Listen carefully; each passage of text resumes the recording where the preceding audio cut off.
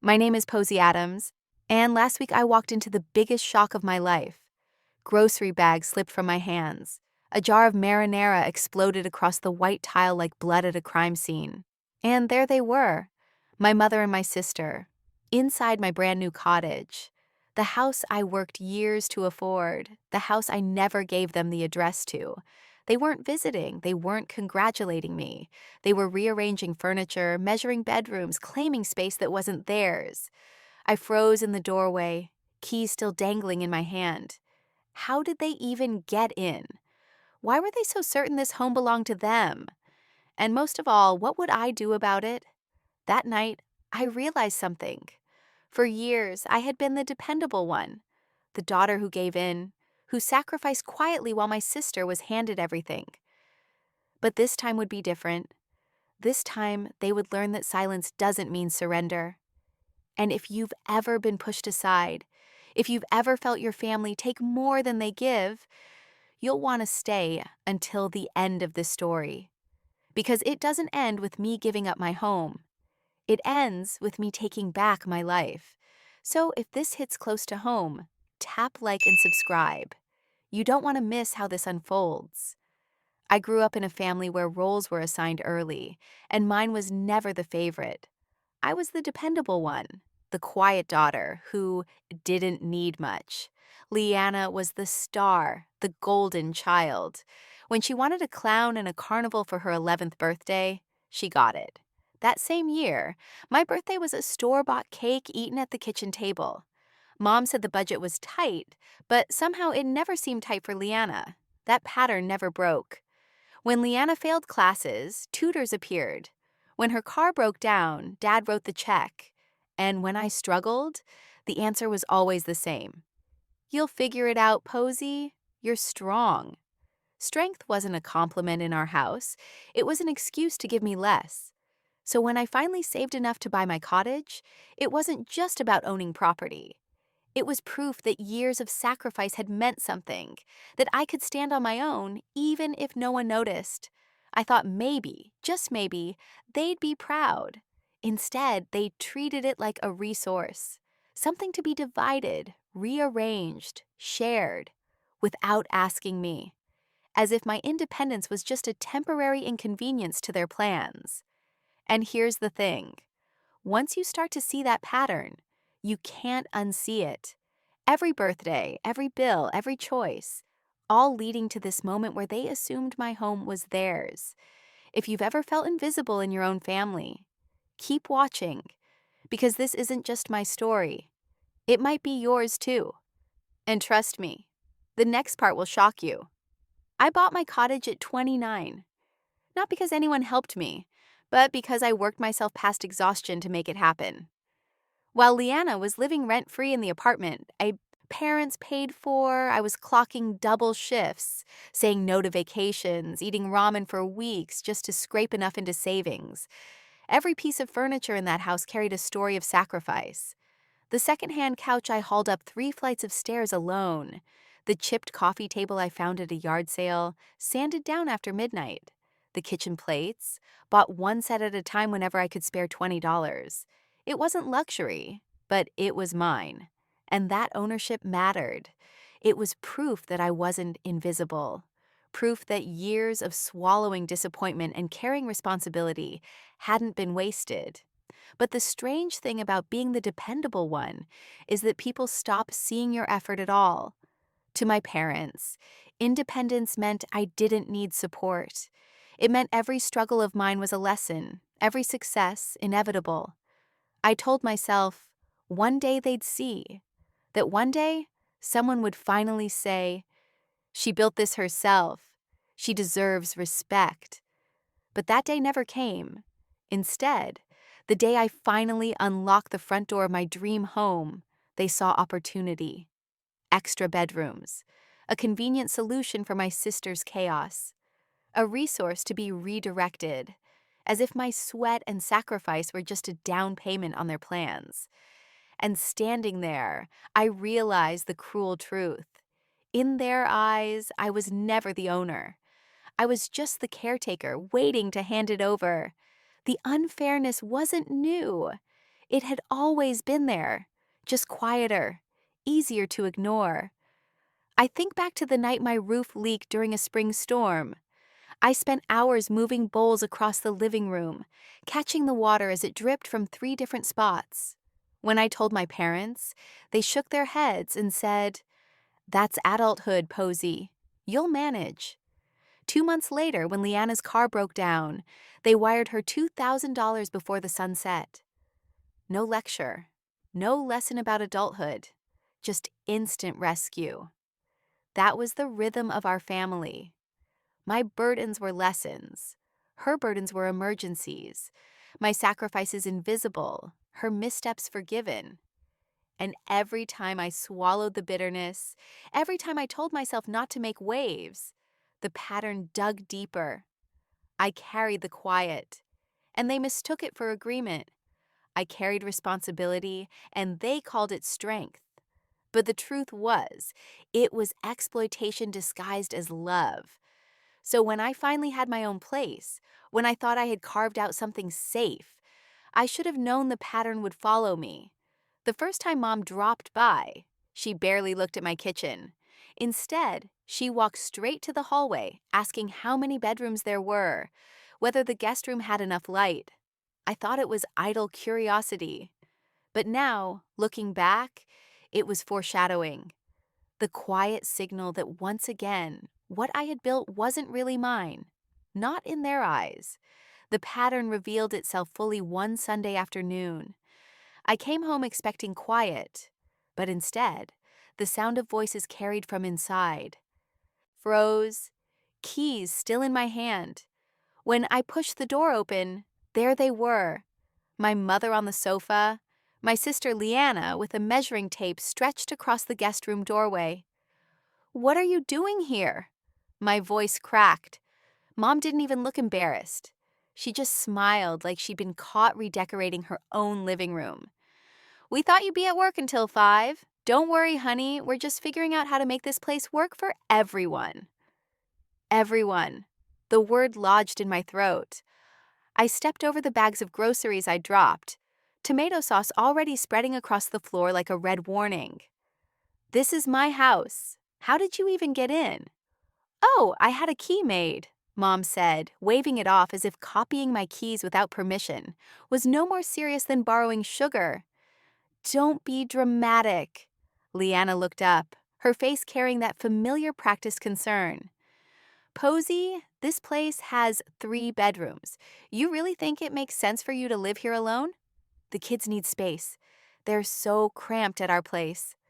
I stared at them, my stomach twisting. It wasn't a conversation. It was an announcement. They weren't asking. They were already planning.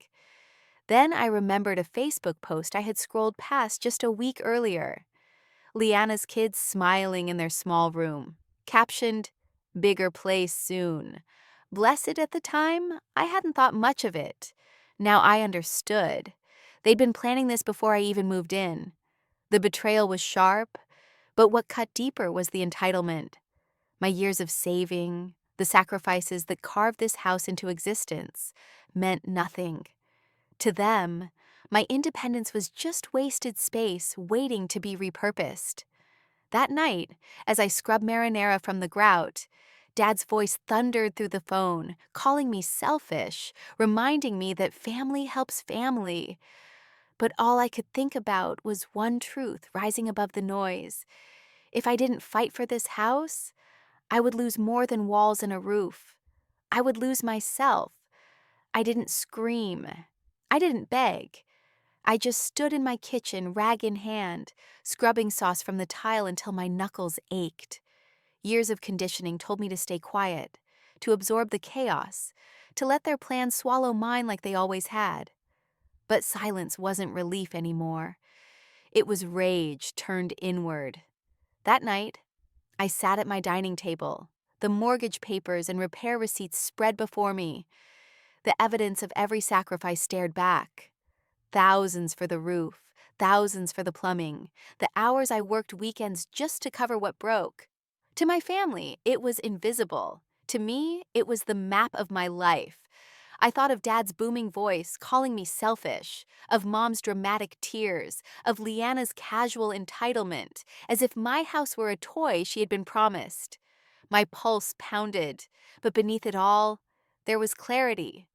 I had spent years playing the role they wrote for me, the dependable daughter, the accommodating sister. But sitting there, surrounded by stacks of proof, I realized something simple. Roles only hold as long as you keep playing them. So I made a decision. No more explanations, no more bending until I broke. The next time they forced me into a corner, I wouldn't stay quiet. I would fight. For the first time, the thought didn't terrify me. It steadied me. The invitation came 2 days later. Sunday dinner. Mom promised pot roast. Dad promised a real family conversation. Against my better judgment, I went. Some small, tired part of me still hoped they'd see reason. The moment I stepped inside, I knew better. The dining room gleamed with china, reserved only for holidays. Relatives I hadn't seen in months sat around the long table. My mother smiled too brightly, gesturing to the empty chair across from Lyanna. "We're so glad you could join us, Posie." It wasn't dinner. It was an ambush. Plates clattered, glasses filled, and then Dad cleared his throat, his voice booming. "We're proud of our daughter, Posie. She's always been so dependable, always put family first. And now she's showing that again, by opening her home to Lyanna and the kids." I froze, fork halfway to my mouth. "Excuse me?" The room went silent for a heartbeat, then filled with approving nods. My aunt chimed in. "That's so generous of you, Posie." My cousin added, "The kids will love the space." I set the fork down carefully. "I never agreed to that." Mom's smile tightened, her voice dropping to a warning pitch.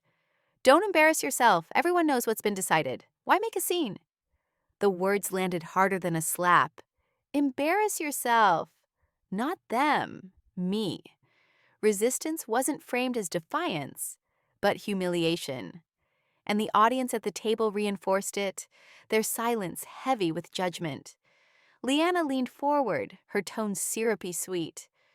"You don't want people thinking you'd leave your own family cramped while you live alone, do you? That wouldn't look good." Heat rose in my chest, but I kept my voice steady.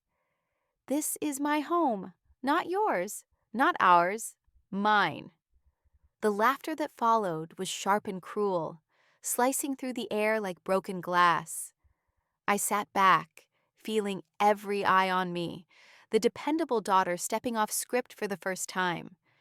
And as their voices swelled around me, one thought crystallized.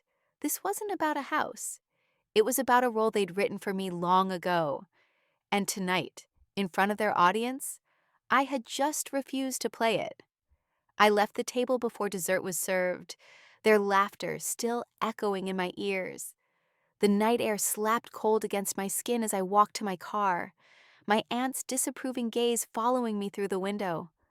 No one stopped me. No one came after me. Driving home, the headlights blurred through a film of unshed tears. I had never felt more like an outsider in my own family. Inside my cottage, the silence was thick, almost oppressive. I set my keys. On the counter, sat down at the table, and let the weight of it all press into my chest. For a long time, I just stared at the framed photo on the mantel, our family smiling stiffly, me slightly off-center as always. That smile had been my mask for years, my way of surviving the imbalance. But tonight, I couldn't unsee the truth. They weren't confused. They weren't mistaken. They had planned this, paraded me in front of relatives to lock me into a role I never chose.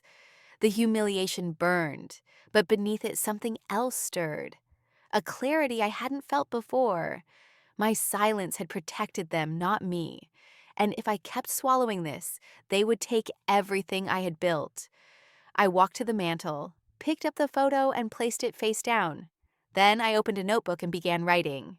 Not feelings, but facts. Dates, receipts, repairs, every sacrifice I had carried alone. A record, a defense. That night I decided, I wouldn't wait for them to rewrite me back into their story. I would write my own. The morning after the dinner, I woke with a headache that felt heavier than any hangover. The words from the table replayed in my mind. Selfish, dramatic, ungrateful, labels they had pasted on me my entire life. Only this time I wasn't wearing them. I was watching them fall away. I made coffee, sat at the kitchen table, and opened the notebook I had started the night before. Line by line, I wrote every detail. The roof repair, $11,200. The water line replacement, $8,200. The heating system failure, $5,000. I taped in receipts, screenshots of bank transfers, even emails from contractors. Every piece of paper was a shield, every number proof of what I carried alone. But facts on paper weren't enough. I needed protection. So I called Dave, a college friend turned lawyer. I didn't tell him everything, just enough for him to understand why I needed advice. He listened quietly, then said, "Start documenting everything. Every call, every visit, every attempt to use your name or your house. Don't argue, just record." That advice steadied me. For years, I had fought my family with emotions, and emotions never won. This time, I would fight with facts. I installed security cameras at every entrance. I changed the locks twice. I set up mail forwarding to my office, creating a paper trail they couldn't touch. Every step felt both terrifying and liberating, like placing bricks into a wall I should have built years ago. Meanwhile, I played the role they expected. I answered Mom's calls with polite nods, let Lyanna ramble about her kids needing space. I gave nothing away, because the louder they pushed, the more I realized they had no idea I was preparing. Late one night, I scrolled back through Lyanna's Facebook, and there it was, a post from weeks before I even signed the mortgage. Her kids smiling in their cramped bedroom, captioned, "Bigger place soon, blessed." My stomach turned cold. They hadn't stumbled into this plan. They had built it long before I moved in. I closed my laptop with shaking hands. But this time, it wasn't fear that filled me. It was resolve. They had written me into their story as the caretaker, the fallback, the one who always surrendered. But I had my own script now. And when the curtain rose on the next act, I would be the one holding the evidence. The calls started the next morning. Aunt Carol first, her voice sharp with rehearsed outrage. "Posie, your mother's in tears. How could you shut the door on Lyanna and the children? What will people think?" Before I could reply, another call came, then another. By noon, my voicemail was filled with relatives I hadn't spoken to in years, all reading from the same script. "Mark and the kids are suffering. You're selfish. You're tearing the family apart." On Facebook, Lyanna's post climbed to the top of my feed. A photo of her kids crammed onto a pull-out sofa, pouting dramatically. The caption, "When family abandons you, children suffer. Family first, unless you're selfish." Dozens of comments poured in. Neighbors from childhood, church members, even old teachers chimed in with sympathy. And beneath it all, my mother's comment, glowing like a dagger, "We're here for you, sweetheart. Always." Not a word about me. At work, it followed me too.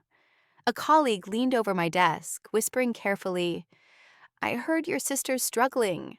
If you need help finding them temporary housing, my church has a program." It was everywhere. A coordinated narrative, painting me as the villain, the cold-hearted daughter who turned her back on family. For a moment, I felt the old pull, the urge to explain, to defend, to apologize just to make the storm stop. But then I remembered the folder of receipts, the footage from my cameras, the years of silence they had twisted into obedience. And this time I stayed quiet, not in surrender, but in defiance. The family meeting was scheduled for 7. When I arrived, the living room was already packed. Mom, Dad, Lyanna with her husband, Aunt Carol, even a few cousins I hadn't seen in years. They were all seated in a semicircle like jurors waiting for the accused. An empty chair sat in the center. Mine. Dad started before I could even sit. Your mother and I think it's time for solutions, not arguments. Lyanna and the kids can't keep living like this, and you have space. I didn't answer. Instead, I set the manila folder on the coffee table. My hands no longer shook as I opened it, spreading the documents out one by one. This is the invoice for the roof replacement, I said, sliding it forward. $11,000, paid in full. The room shifted, eyes darting from the paper back to me. I laid down the next. Waterline repair, $8,200. No help from anyone. Another paper. Heating system failure, $5,000. I looked up, my voice steady. Every time this house broke, I fixed it. Alone. While you funneled money to Lyanna. Her rent, her car payments, her credit cards. You call me selfish? These papers say otherwise. For once, silence fell. But I wasn't finished. I pulled out my phone, tapping until the glow of the screen lit the room. And this, I said, turning it toward them, is Lyanna's Facebook post. 3 weeks before I even closed on this house, she was already assigning bedrooms. The blue one with the bay window. Jack and Tyler across the hall. Mom even chimed in about saving the guest room. Gasps rippled across the room. My mother's face went pale, her lips parting in a silent denial that never reached words. Lyanna's eyes flashed with fury, but she said nothing. I leaned back, folding my arms. This wasn't a misunderstanding. This was a plan. And you've been treating my life, my home, like a resource to be divided without me. That ends now. The silence that followed wasn't ordinary. It was heavy, electric, the sound of a script unraveling in real time. The silence in the room stretched until it hummed in my ears.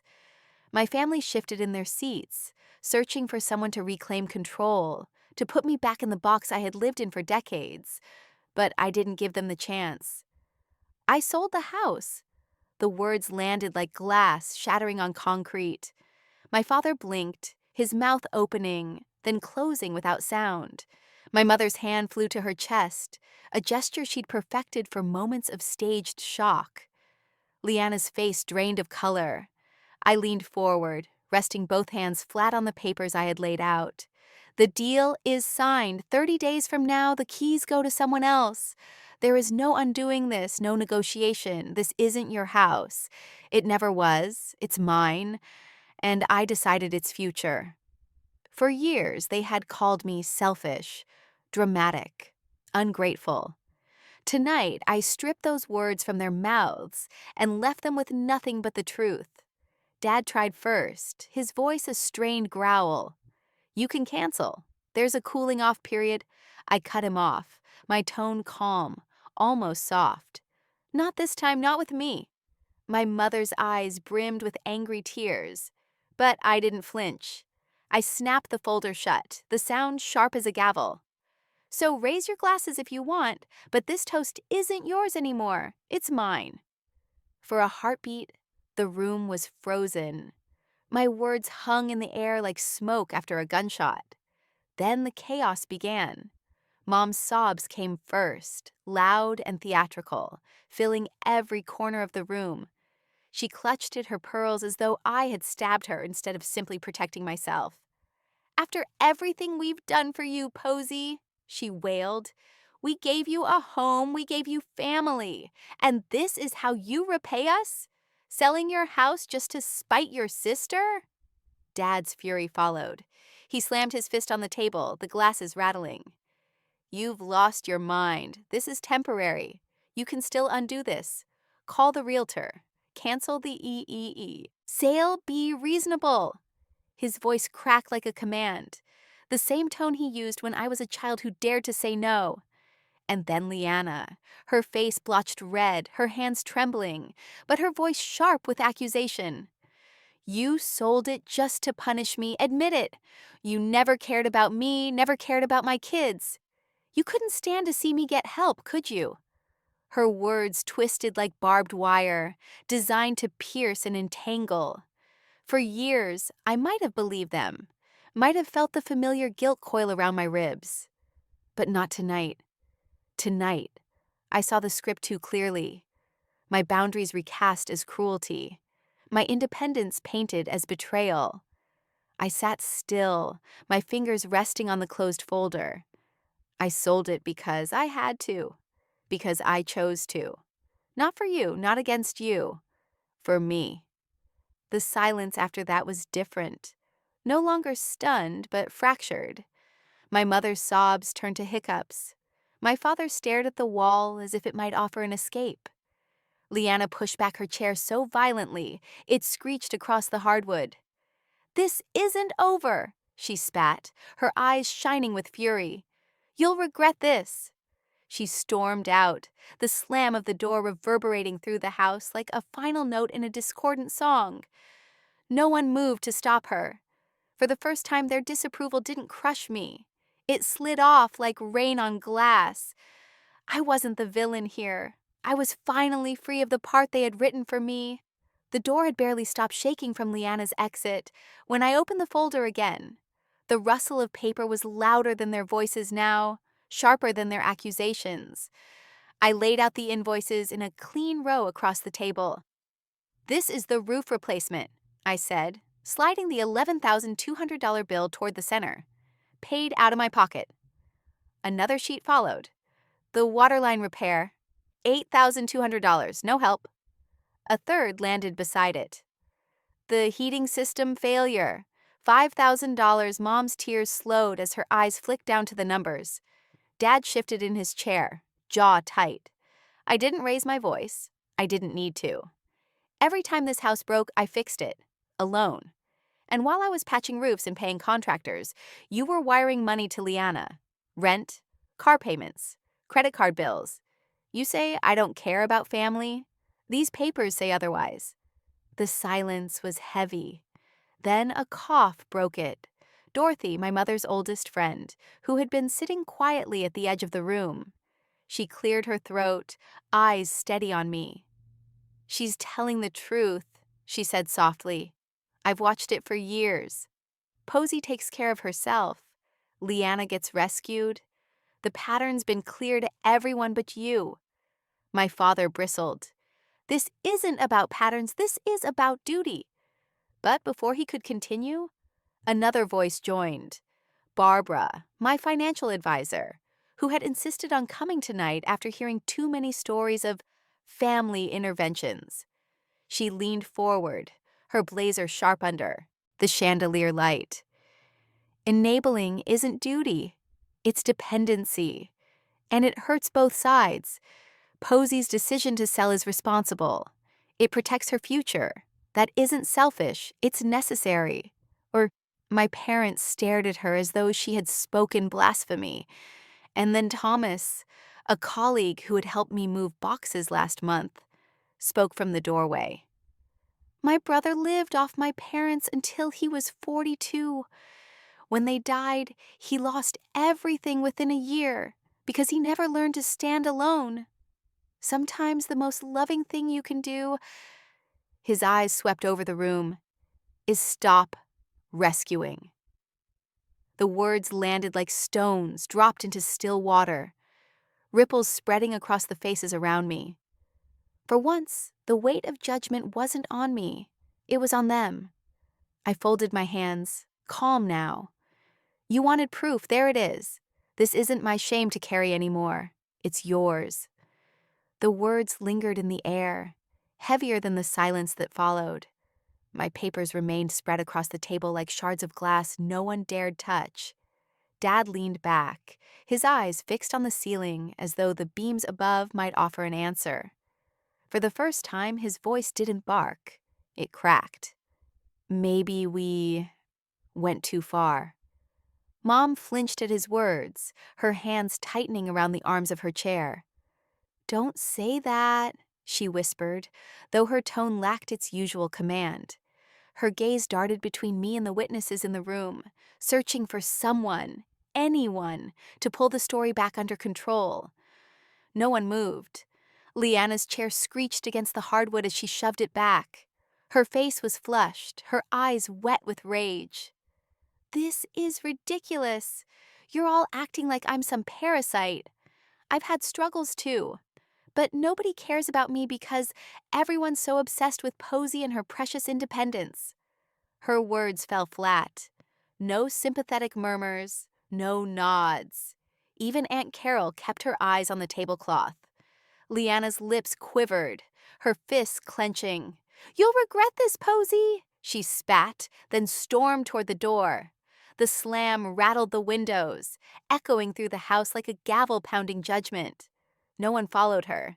I sat back in my chair, watching as my parents stayed frozen in place, their practiced authority collapsing in real time. The silence wasn't victory. It was something deeper.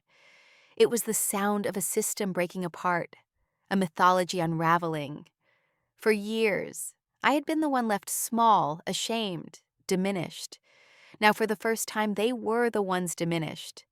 And I didn't need to lift a finger. The air in the room was brittle, like glass ready to crack. My parents sat rigid, their authority drained, while the witnesses they had invited now avoided their eyes. For once, all of them waited, not for Dad's decree, not for Mom's verdict, but for mine. I stacked the papers neatly, slid them back into the folder, and folded my hands on top. My voice was calm, steady. "From this moment on, I will not carry your debts. I will not be responsible for Lyanna's rent, her bills, or her choices. That chapter is over." Mom's lips parted in protest, but I lifted my hand. The gesture alone silenced her. "What I will do," I continued, "is offer opportunity. Not handouts, not rescues. If Lyanna wants stability, she can take the job interview I lined up for her. If she refuses, that's her choice. But it won't be my burden anymore." Dad's eyes narrowed, his tone cautious. "And if she fails?" I met his gaze, unflinching. "Then she learns, like I had to." The silence that followed was different this time. Not shock, not judgment, but acceptance, however grudging. They understood, even if they hated it. The script had changed. I wasn't the quiet, dependable daughter anymore. I was the one holding the pen. And for the first time, I felt the weight shift. From me to them. For a moment, no one spoke. The folder sat on the table between us like a wall that couldn't be torn down. My parents shifted uncomfortably, their eyes refusing to meet mine. Then Dorothy, my mother's oldest friend, cleared her throat. She had been silent all evening, a shadow at the far end of the room. Now her voice broke through the stillness, soft but unwavering. "Good for you, Posie." The words were simple, but they cut through the tension like sunlight through a cracked curtain. My mother stiffened, Dad frowned, but Dorothy kept going. "I've watched you your whole life. You've carried more than anyone should. You've been quiet while others leaned on you. Tonight, you finally drew the line. That's not selfish. That's strength." I blinked, the tightness in my chest loosening just slightly. For years, I had been painted as the difficult one, the ungrateful one, the selfish one. To hear the opposite, spoken aloud, in front of everyone, was like water to parched ground. I managed a small nod. "Thank you."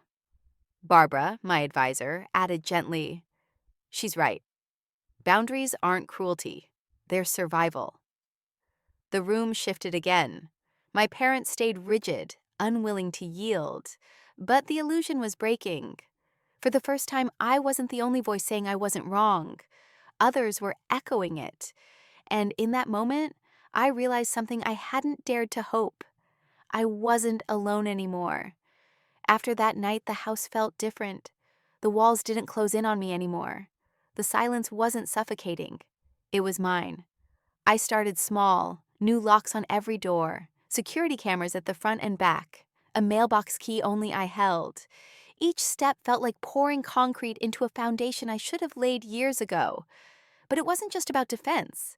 I wanted more than survival. I wanted to build. So I took the photography class I had put off for years.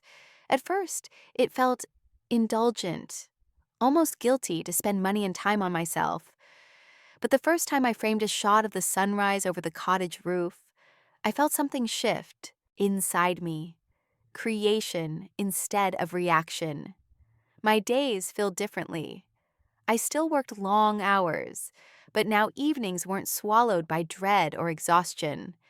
I cooked meals I actually enjoyed, planted herbs in the backyard, rearranged furniture to my taste, not theirs. Every decision, however small, reinforced the truth. This space belonged to me. Support started to appear where I least expected it. A colleague dropped off moving boxes, just in case you ever need them. Dorothy invited me to dinner, not with an agenda, but to listen. Even Thomas from work offered his truck if I ever wanted to haul something.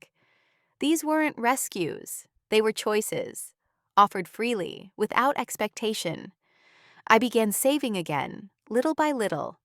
Barbara, my advisor, set up a plan that made the numbers less overwhelming. She reminded me, security isn't selfish, it's stability. For the first time in years, I believed it. One evening, as I watered the small basil plant on my windowsill, I caught my reflection in the glass, shoulders back, eyes steady. Not the girl who swallowed her words at family dinners, but a woman who had carved out space no one else could claim. I realized then I wasn't just keeping a house, I was building a life, and for once, it was mine alone. 3 months later, I walked up the steps of my parents' house for Sunday dinner. For years, that door had meant anxiety. A stomach knotted before I even knocked. This time I carried a bottle of wine instead of dread. Dad greeted me with a hug that didn't feel stiff or forced. Mom's smile was cautious, but real. And there at the table sat Lyanna. She looked different, tired, but not in the old self-pitying way. She wore a blazer, her hair tied back neatly.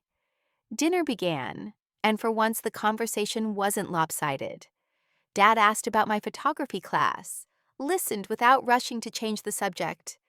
Mom nodded thoughtfully when I mentioned a new savings goal, and then Lyanna cleared her throat, sliding a small card across the table. Assistant marketing coordinator, she said, almost shyly. It's not much, but it's mine. The card trembled slightly in her fingers, but her pride was clear. For once, her words weren't coded in entitlement. They were plain, unvarnished, and real. I held the card, remembering the night I had offered her an interview she scoffed at. She hadn't taken that one, but she'd found another. And she was finally standing on her own. The meal moved slowly, comfortably. Mom divided portions evenly instead of slipping seconds onto Lyanna's plate. Dad spoke to us both without comparison. It wasn't perfect. Decades of habits don't vanish overnight, but it was different. Balanced, even. When I left that night, the air was cool against my skin. For the first time in memory, I didn't feel like I was escaping. I felt like I was simply leaving. Full, steady, free. Driving home, I thought about how far I'd come. I hadn't just saved a key house. I had saved myself.